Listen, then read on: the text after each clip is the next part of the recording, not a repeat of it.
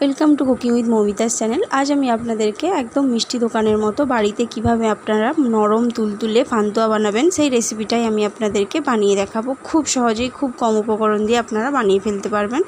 তো এই পান্তুয়া বানানোর জন্য প্রথমে আমি সুগার সিরাপটা বানিয়ে নিচ্ছি, অর্থাৎ মিষ্টির যে রসটা হয় সেই রসটা বানিয়ে নিচ্ছি। তো তার জন্য আমি গ্যাস অন করে একটা পাত্রে 2 কাপ পরিমাণ চিনি দিয়েছি, আর সেই কাপ মেপেই আমি 2 কাপ জল দিয়ে দেব। 2 কাপ চিনি ও তার সঙ্গে 2 কাপ জল। এরপর চিনিটাকে আমি গুলিয়ে নেব। চিনিটা গুলে গেছে, আমি এরপর 2টো এলাচকে থেতো করে দিয়ে দিলাম। জলটাকে একটু ফুটিয়ে নেব যাতে এলাচটা একটু ফুটে যায়। জলটা ফুটে গেছে, এরপর এটাকে আমি সাইডে রেখে দেব ঢাকা দিয়ে, গ্যাসটাকে অফ করে দিয়ে। এরপর কড়াই আমি 2 টেবিল চামচ রিফাইন্ড তেল দিয়ে দিয়েছি। এতে আমি 2 কাপ গরুর দুধ দিয়ে দেব। 2 কাপ গরুর দুধ দিয়ে দিলাম।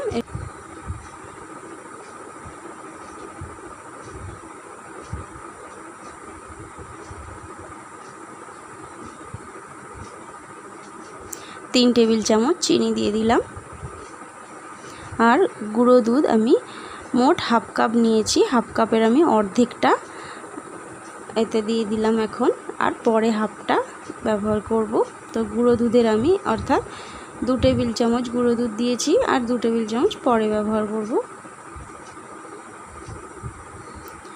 এরপর আমি হাফ কাপ পরিমাণ সুজি নিয়েছি। দুধটা একটু ফুটে গেছে, এরপর আমি সুজিটাকে অল্প অল্প করে দিয়ে নাড়াচাড়া করে নেব, কারণ একসঙ্গে দেব না।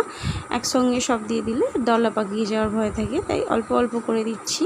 আর একটু নেড়েচেড়ে নিচ্ছি যাতে দলা না পাকিয়ে যায়। গ্যাসটাকে মিডিয়ামে রেখে অল্প অল্প করে এটাকে দিয়ে দিচ্ছি।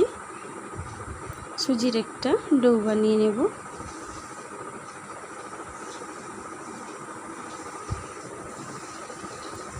হাফ কাপ সুজিকে আমি অল্প অল্প করে দিয়ে নাড়াচাড়া করে নিচ্ছি। এই দেখুন বাকি সুজিটা দিয়ে দিলাম।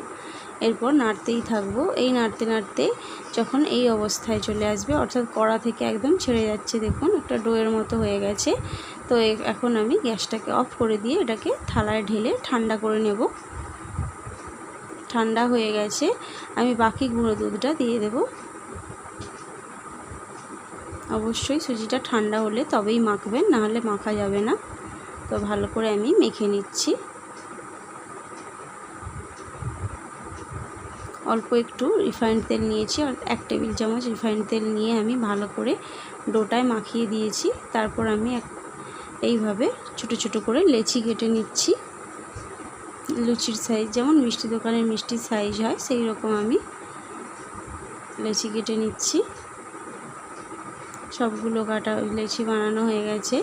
আমি কড়ায় তেল গরম করতে দিয়েছি। কড়ায় তেলটা খুব গরম হবে না, হালকা একটু গরম হয়ে গেলেই আমি একটা একটা করে দিয়ে দিচ্ছি। আর গ্যাসটাকে অবশ্যই মনে রাখবেন লো ফ্লেমে রেখে ভাজতে হবে, নাহলে সব মিষ্টি ফেটে যাবে, ছেড়ে যাবে। গ্যাসটাকে একদম লো ফ্লেমে রেখে আমি ভেজে নিচ্ছি। আমি এবার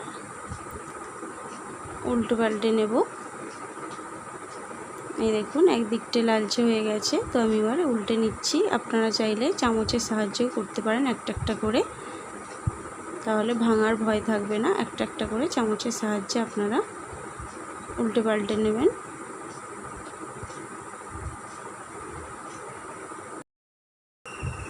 এই দেখুন ভাজা হয়ে গেছে, এই রকম কালারটা এসেছে। এরপর আমি তুলে নিয়ে এগুলোকে মিষ্টির রসে, যেই রসটা আমি বানিয়ে রেখেছিলাম, যেই সুগার সিরাপটা, সেই সুগার সিরাপে দিয়ে দিচ্ছি। এটা আমি স্পিডে দেখাচ্ছি, এত স্পিডে হয়নি, আমি আস্তে আস্তে এগুলোকে করেছি। ভিডিওটা এডিট করে একটু স্পিড বাড়ানো হয়েছে, আপনারা অবশ্যই আস্তে আস্তে করবেন। এই দেখুন একটু সুগার সিরাপটাকে আমি ফুটিয়ে নিচ্ছি আর একটু ঢেকে দিলাম। এরপর দেখুন আমি বাটিতে সার্ভ করে নিয়েছি। একদম মিষ্টি দোকানের মতো নরম তুলতুলে মিষ্টি হয়েছে।